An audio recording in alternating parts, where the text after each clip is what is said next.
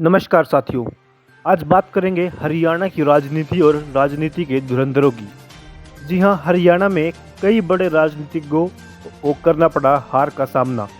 ताऊ देवीलाल समेत राजनीति के पीएचडी कहे जाने वाले चौधरी भजनलाल को भी मिल चुकी है शिकस्त। जी हां, यहां दिग्गजों को मिली शिकस्त तो दल बचाना भी बन चुका है उनके लिए चुनौती। सियासत में कुछ भी संभव है। कब जनता किस सामान्य नेता पर मेहरबान हो जाए और उसे देश की सबसे बड़ी पंचायत पहुंचा दे। ठीक इसके उल्ट ऐसा भी हो सकता है कि बड़े बड़े दिग्गजों को करारी हार का सामना करना पड़े। हरियाणा की सियासी धरती का इतिहास तो यही बयां कर रहा है।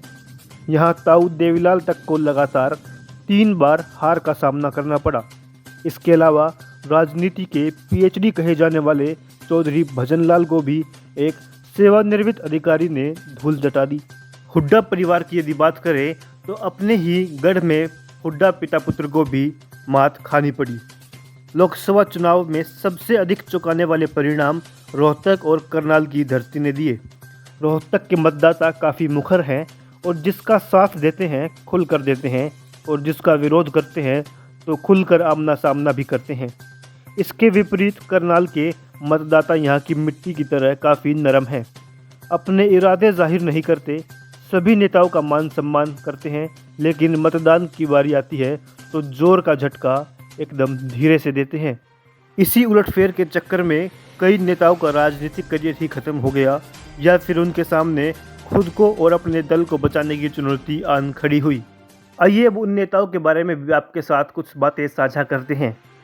पूर्व सीएम भूपेंद्र सिंह हुड्डा और उनके बेटे दीपेंद्र हुड्डा को भी रोहतक की जनता हार का स्वाद चखा चुकी है। बेशक रोहतक हुड्डा परिवार का गढ़ रहा है, लेकिन अरविंद शर्मा ने 2019 में इस गढ़ को तोड़कर किला फतेह किया था और दीपेंद्र हुड्डा को करारी हार दी थी। ठीक इसी प्रकार सोनीपत से भाजपा के रमेश कौशिक ने कांग्रेस के प्रत्याशी भूपेंद्र सिंह हुड्डा को भी करारी मात दी। राजनीति के पीएचडी कहे जाने वाले 3 बार के मुख्यमंत्री रहे भजनलाल की भी पीएचडी यहां टूट गई। करनाल लोकसभा के मतदाताओं के नाम राजनीति के पीएचडी कहे जाने वाले 3 बार के प्रदेश सीएम भजनलाल की डिग्री तोड़ने का रिकॉर्ड भी करनाल के नाम है। साल 1999 के लोकसभा चुनाव में भजनलाल आईडी स्वामी से हार गए थे। इसके बाद भजनलाल राजनीति से उभर ही नहीं पाए। 1 साल पहले की बात करें तो 1998 के चुनाव में भजनलाल ने भाजपा नेता आईडी स्वामी को 52,061 वोट से हराया था। वहीं 1999 के लोकसभा चुनाव में अपनी हार का बदला लेते हुए उन्हें 1,47,854 वोटों से हरा दिया। इसी के बाद आईडी स्वामी को केंद्र में गृह राज्य मंत्री के तौर पर नवाजा गया। अब बात करते हैं चौधरी देवीलाल की। जी हाँ, पहले उप प्रधानमंत्री बनाया, फिर 3 बार देवीलाल को हराया भी। 1989 के लोकसभा चुनाव में राजस्थान के सीकर और रोहतक से लड़े थे देवीलाल। दोनों सीटें जीतकर लोकसभा पहुंचे। जनता दल सरकार में उन्हें उप प्रधानमंत्री भी बनाया गया। दोनों सीटों में से उन्होंने रोहतक सीट को छोड़ दिया। इससे जनता इतनी नाराज़ हुई कि इसके बाद उन्हें इस सीट से 1991, 1996 व 1998 में हार का सामना करना पड़ा।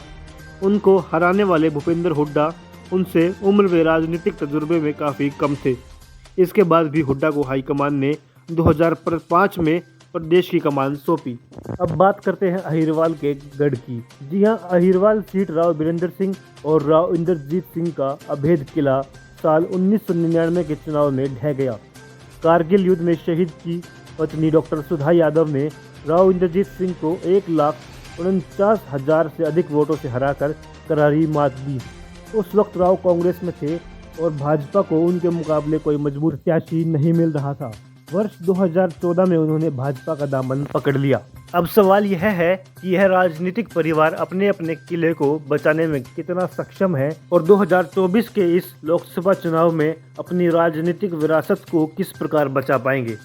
हरियाणा के इतिहास और हरियाणा की राजनीति से जुड़ी और भी बड़ी खबरों से जुड़े रहने के लिए हमारे चैनल को आप अवश्य सब्सक्राइब कर लें और बेल आइकन को ज़रूर से दबा दें। धन्यवाद। जय हिंद, जय भारत।